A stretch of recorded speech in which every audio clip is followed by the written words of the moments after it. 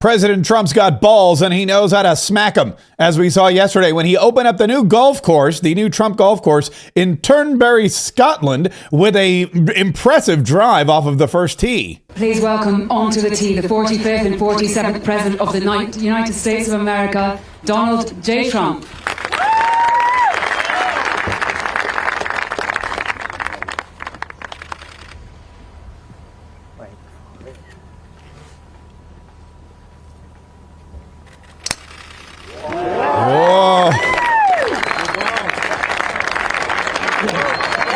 Yeah, you can hear the crowd reacting to Donald Trump's amazing shot, which was really, truly incredible. Of course, I think whatever Donald Trump would have done, people probably would have applauded because he was a superstar there in Scotland, and they treated him as such. And President Trump said even the media, surprisingly, was good to him, and he wanted to point that out. You know, he gives credit where credit is due. Thank you, everybody, and thank you to the media. The media's been terrific, believe it or not. I didn't use the word fake news one time, not one time. Today they're not fake news. Today they're wonderful news. But I just want to thank you. They've treated us really well, and they respect what we've done really at a level that you rarely see nowadays. So I really very much appreciate it. Man, what happened to the Scottish press? That is really amazing. When Donald Trump landed in Scotland, you may remember some of the newspapers had some not so nice things to say about him. But I guess maybe because he signed this big deal with the EU, which was a boon for the United States of America, one of the biggest wins President Donald Trump has ever experienced in his time in office. And again, it's only been 6 months. The big deal that he touted wherever he went, and he told everybody about it. Just signed a very big deal, as you know, with the European Union, but also with the United Kingdom. The United Kingdom was a week before, and it's a very big deal and a great deal for the country, and it's a great deal for everybody. So I just want to thank him and everybody that worked so hard on it. They've been trying to get it done for 12 years. We got it done, so somebody did a good job. And the particulars of that detail, again, are incredible for the United States of America. Almost $1 billion in energy being purchased by the EU, $600 billion in additional investment. They're going to be buying military equipment. It is the largest deal in history, and President Donald Trump and his team should be very proud of their effort. And we made a deal where they're going to buy, billions and billions of dollars worth of our product and our energy. They've opened up the entire European Union for free trade, which is something that nobody thought could happen, so that our countries can now go in there and compete, which is a big, it's one of the biggest markets. Might be the biggest market, somebody said, but it's right up there when you add the countries, all of those countries together. And we have the right to work there. We don't pay tariffs, and they will be. We're bringing the tariffs for them to 15%.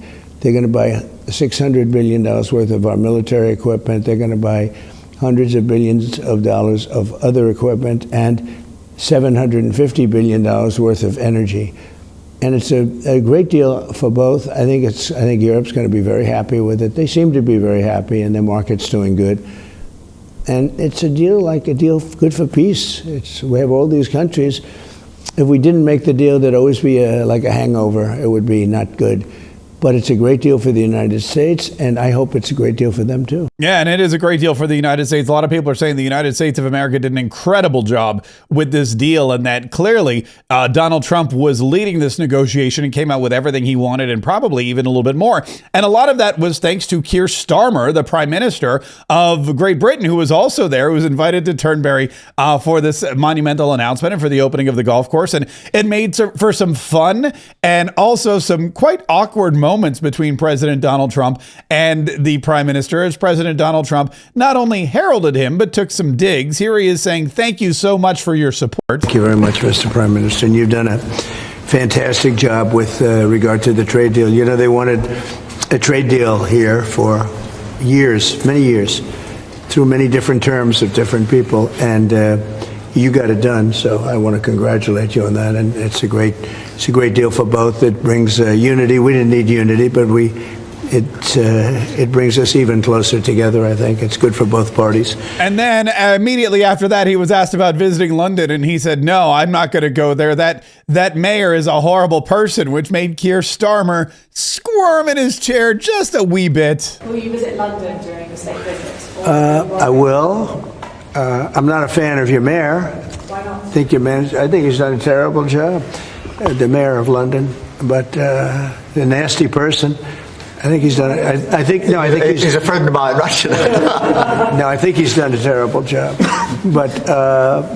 But I would certainly visit London. Yeah, I would certainly visit London, even though your friend, the mayor, has done a terrible job and is a horrible person. And Keir Starmer trying to save face, trying to always be as political as possible. But with President Donald Trump, that's impossible. Donald Trump is going to say what Donald Trump wants to say. He's going to be honest. And if you try to sugarcoat it, he doesn't really care. But they did also speak about speaking or speech. That was another moment when they were walking into the conference where Donald Trump turned a glance towards Keir Starmer's direction when he talked about freedom of speech. Importance of free speech today. Well, free speech is very important. I don't know if you're referring to any place in particular. Perhaps they are, but we've had free speech for a very, very long time here, so we're very proud of that. We're very proud of our free speech, except, of course, when we send the police to arrest people for their Facebook posts. We're very, very proud of our free speech, except when we arrest people who are praying outside of abortion clinics. Oh, yes, we're very proud of our free speech, except that we've abandoned it years ago because of the woke DEI agendas and people being, people wanting us to create a nanny state where we punish people for thought. So it's interesting to say that you have free speech, but in reality, you know what? I digress. Something that they did come together on, or something that they did discuss, of course, was the fighting in the Middle East between Israel and Hamas and Gaza and everything else. And President Donald Trump said, "Look, we need a ceasefire there." Yeah, a ceasefire is possible, but you have to get it. You have to end it. You're talking about with Israel's. You're talking about there, because we have many ceasefires going on. The whole world is. If I weren't around, you'd have right now 6 major wars going on. India would be fighting with Pakistan. You see what we just did yesterday with 2 nations that we're trading with. And during the trade, I said, I'm not going to do any trade deal unless you guys settle your differences. And we got it settled in 24 hours. I mean, they just announced it was settled, which was a tremendous thing. But Serbia, Kosovo is another one.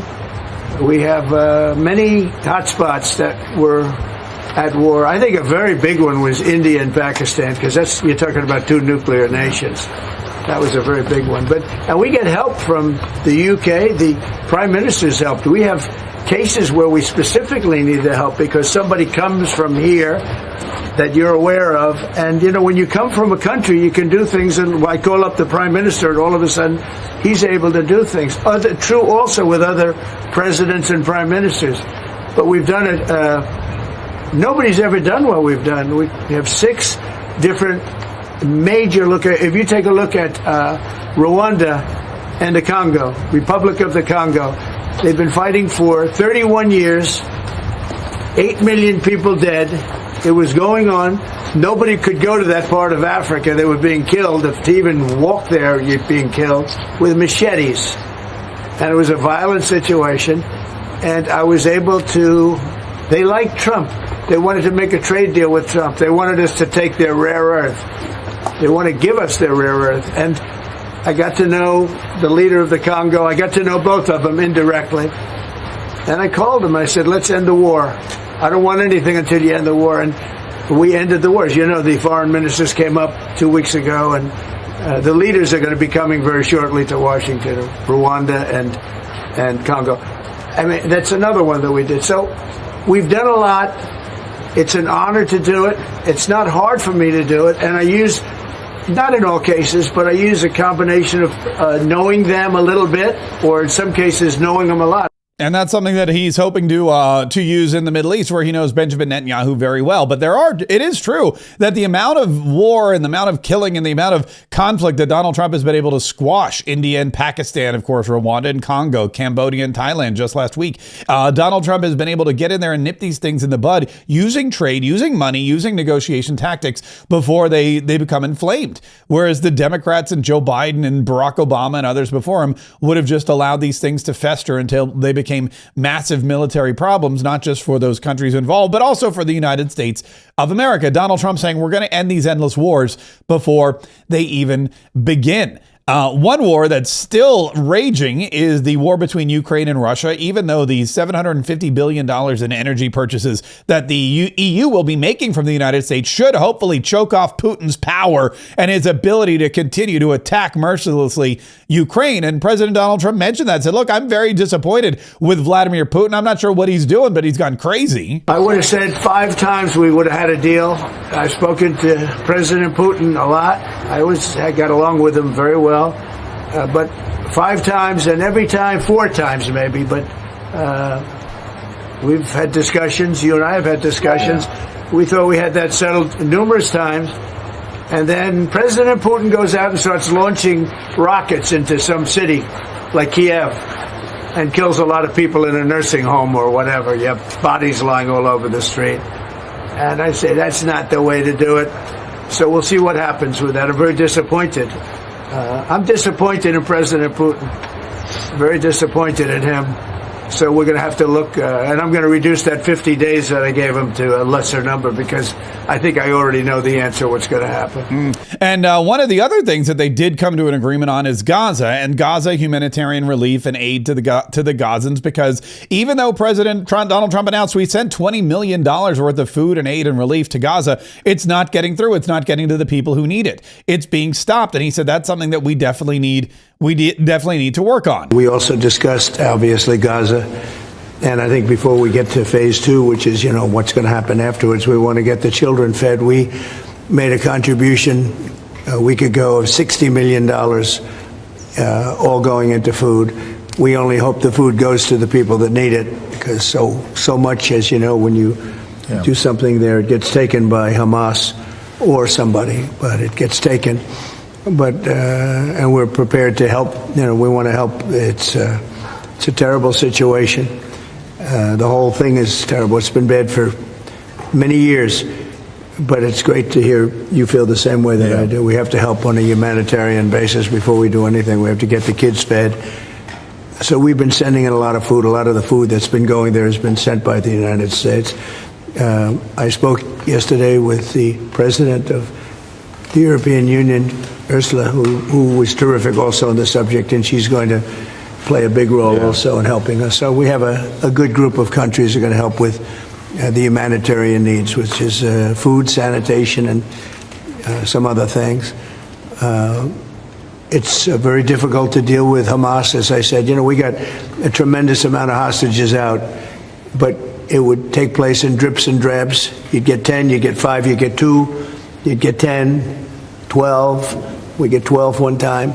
Many of them would come to the White House, and they were so thankful. But I always said, when you get down to the final 10 or 20, you're not going to be able to make a deal with these people because they use them as a shield. And when they give them up, they no longer have a shield. And the people of Israel feel so strongly about the hostages. Some people would take a different view, but they feel so strongly about the hostages. So that's an ongoing process. Hamas has become very difficult to deal with in the last couple of days because they don't want to give up these last 20, because they think as long as we have them, they have protection. But I don't think it can work that way. So I'm speaking to Bibi Netanyahu, and we are coming up with various plans. We're going to say it's a very difficult situation. And one of the other problems with Hamas, I mean, there's so many problems with Hamas, but one of the other problems with Hamas is that when you do send relief to the area, when other countries say, look, we see what's going on with the kids, we see that they're starving, we see that the people need relief, the problem is that they don't let the supplies through. They steal them, or they gatekeep them, or they take them for themselves, or they just throw them away because they don't want the people to feel I mean, first of all, it's a control issue. And also they don't want people to know that there's other countries out there that are helping them out, because the United States and Israel and all these other countries are the enemy, the devil. They need to be wiped off the earth. They need the people to believe that these people are letting them starve and not trying to help them and feed them. And that's an issue. And President Donald Trump says we're going to need to, we're not, if we send more aid there, which we're going to do, we need to do it in a way where we make sure it gets through to the people. It's going to be working where the United States will be helping with the food. We have a lot of access to food. We got a lot of food ourselves, and we're going to bring it over there. We're also going to make sure that they don't have barriers stopping people. You've seen the areas where they actually have food, and the people are screaming for the food, and they're 35, 40 yards away, and they won't let them because they have lines that are set up. And whether they're set up by Hamas or whoever, but they're very strict lines, so we have to get rid of those lines. But we're going to be getting some good, strong food. We can save a lot of people. I mean, some of those kids that's real starvation stuff. I see it. And you can't fake that. So we're going to be even more involved. We did some airlifts before, some airdrops, and the people are running for it. And the Prime Minister is going to help us. They're very effective with that. You've done that before, and for many, they've done that for 100 years very well. So it's not very hard to do. Yeah, actually. Donald Trump knows what he wants done, and he's going to get it done, and no one's going to stop him. And he's going to utilize the aid of the friends that he's made over in Europe and around the country. And that's something that President Donald Trump it's been part of his signature, making bold plans and executing them and not letting anyone stop them, and doing it quickly. So you can look for this to probably move very quickly as well. President Donald Trump heads home, which means there's going to be more news on the home front. I'm sure we may have a press conference sometime this week, if not today, then tomorrow. Whatever happens, though, we will be bringing you all the news that you need to know, all the information about what's going on with President Donald Trump and around the world, not just here on the 47 Daily Podcast, but also on our second daily podcast. Mark Kaye saves the Republic. Every single day we have more news, more interviews, more commentary, more information for you, so you can stay totally abreast of what's happening here in the United States of America and around the world. And it's so easy for you to consume. All you have to do is go to your favorite podcasting platform, iTunes or Spotify, whatever it is, I don't care, and search Mark Kaye Saves the Republic. Download, listen, and enjoy.